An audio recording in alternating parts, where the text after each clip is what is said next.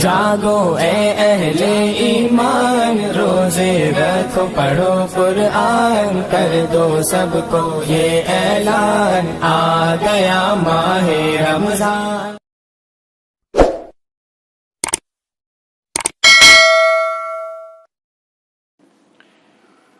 بسم اللہ الرحمن الرحیم وبہ نستعین، اما بعد۔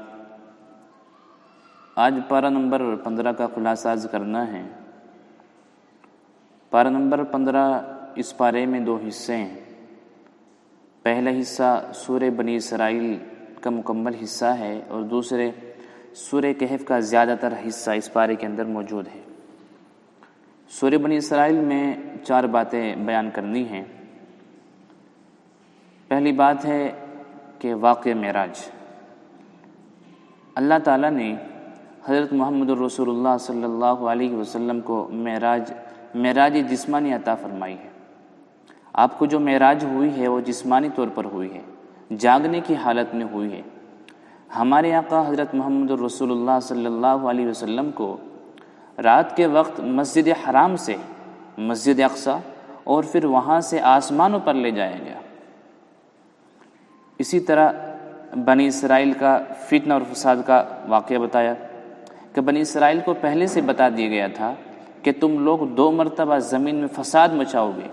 چنانچہ ایک مرتبہ حضرت شعیب علیہ السلام کو ایذا پہنچائی تو بدبخت نصر کو ان پر مسلط کر دیا گیا۔ دوسری مرتبہ حضرت زکریا اور حضرت یحییٰ علیہ السلام کو شہید کر دیا تو بابل کا بادشاہ ان پر مسلط ہو گیا۔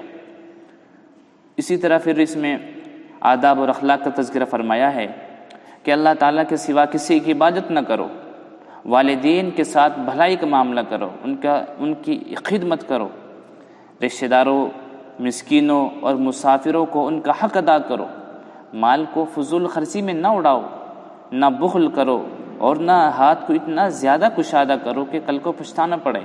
اپنی اولادوں کو مفلسی کے ڈر سے، غریبی کے ڈر سے قتل نہ کرو، کسی جاندار کو ناحق قتل نہ کرو، یتیم کے مال میں ناجائز تصرف نہ کرو، وعدہ خلافی نہ کرو، تو عہد کو پورا کرو، ناپ تول کو پورا کرو، ناپ تول میں کمی نہ کرو، جس چیز کے بارے میں تمہیں تحقیق نہ ہو اس کے پیچھے ہرگز نہ پڑو، زمین پر اکڑ کر نہ چلو، اللہ تعالیٰ کے ساتھ کسی کو شریک نہ کرو۔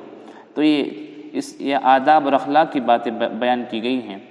اسی طرح قرآن کریم کی عظمت، اس کے نزول کے مقاصد، اس کا معجزہ ہونا، اللہ کی طرف سے انسان کو تکریم، عزت دیا جانا، اسے روح اور زندگی جیسے نعمت کا عطا ہونا، نبی علیہ السلام کو نماز تہجد کا حکم ہونا، اسی طرح حضرت موسیٰ علیہ السلام اور فرعون کا قصہ اس کے اندر بیان فرمایا ہے۔ قرآن کریم کے تھوڑا تھوڑا نازل ہونے کی حکمت بیان کی ہے۔ اللہ تعالیٰ کے ساتھ کسی کو شریک نہ کرنا اور اللہ تعالیٰ کا اولاد سے پاک ہونا اور اسماء حسنہ کے ساتھ آپ کا متصف ہونا، یہ تمام چیزیں اس کے اندر بیان کی گئی ہیں۔ پھر سورہ کہف کے ابتدائی حصے میں دو باتیں ہیں۔ پہلا قصہ اصحاب کہف کا ہے۔ وہ چند صاحب ایمان نوجوان تھے جنہیں دقیانوس نامی بادشاہ بت پرستی پر مجبور کرتا تھا۔ وہ ہر ایسے شخص کو قتل کرتا تھا جو اس کی شرکی دعوت کو قبول نہیں کرتا تھا۔ ان نوجوانوں نے ایک طرف مال و دولت، انبار، اونچے عہدوں پر ان کو لالچ دیتا تو دوسری طرف ان کو ڈرایا دھمکایا جاتا اور جان سے مارنے کی دھمکی دی جاتی۔ ان نوجوانوں نے ایمان کی حفاظت کو ہر چیز پر مقدم سمجھا اور اسے بچانے کی پوری کوشش کی۔ تو اس کو بچانے کے لیے وہ اپنے شہر سے نکلے اور چلتے چلتے بہت دور ایک پہاڑ کی غار تک جا پہنچے۔ راستے میں ایک کتا بھی ان کے ساتھ ہو لیا۔ انہوں نے اس غار میں پناہ لینے کا ارادہ کیا۔ جب وہ غار میں داخل ہو گئے تو اللہ تعالیٰ نے انہیں گہری نیند سلا دیا۔ یہاں وہ 309 سال تک سوتے رہے۔ جب نیند سے بیدار ہوئے تو کھانے کی فکر ہوئی۔ ان میں سے ایک کھانا خریدنے کے لیے شہر آیا، وہاں اسے پہچان لیا گیا۔ 3 صدیوں میں حالات بدل چکے تھے۔ اہل شرک کی حکومت کب کی ختم ہو چکی تھی، اور اب موحد برسر اقتدار تھے، صاحب ایمان تھے۔ ایمان کی خاطر گھر بار چھوڑنے والی نوجوان اب ان کی نظر میں قومی ہیرو کی حیثیت اختیار کر گئے۔ اسی طرح اس کے اندر دوسرا واقعہ حضرت موسیٰ اور حضرت خضر علیہ السلام کا ہے، اس کا ذکر اگلے پارے کے شروع میں ہوگا۔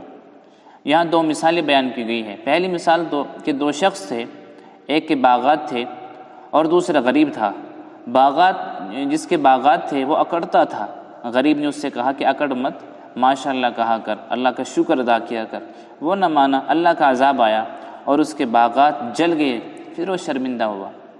دوسری مثال بتائی کہ دنیاوی زندگی کی مثال ایسی ہے جیسے آسمان سے پانی برسا، زمین سرسبز ہو گئی، ہری ہو گئی، کچھ عرصے کے بعد سب کچھ سوکھ کر چورا چورا ہو گیا۔